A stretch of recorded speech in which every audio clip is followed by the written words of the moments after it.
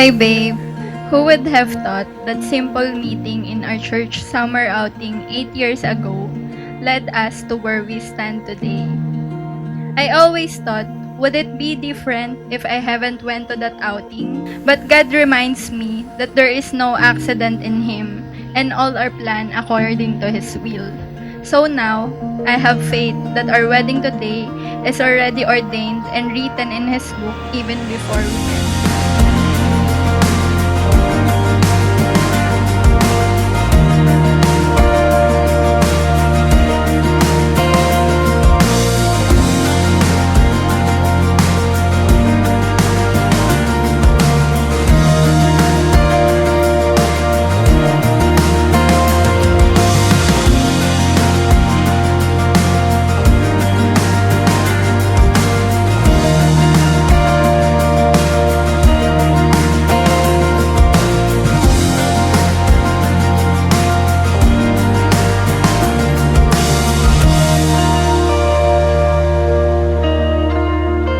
I want to tell this to you. There is no perfect marriage, but there is a perfect relationship.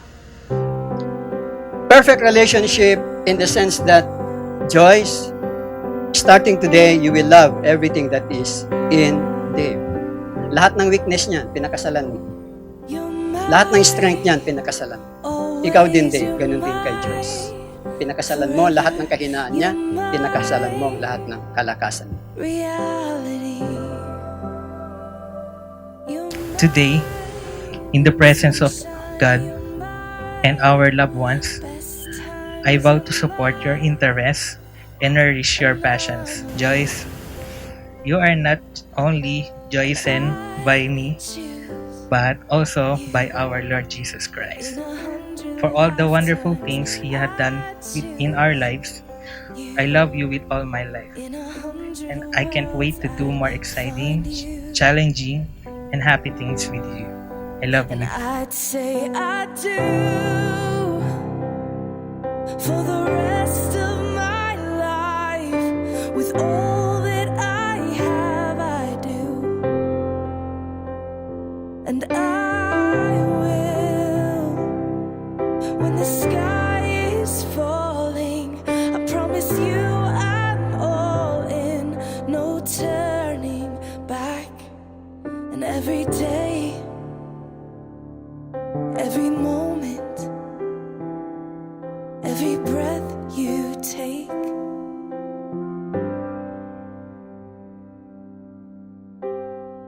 I choose you.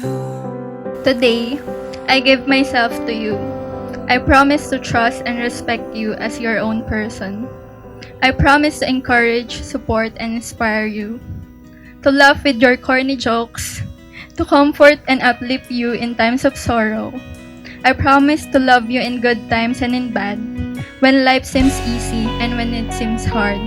I'm so excited to travel the world with you and make all our dreams come true. Let's start our forever and glorify God together. I love you, Sarang. Mahiwaga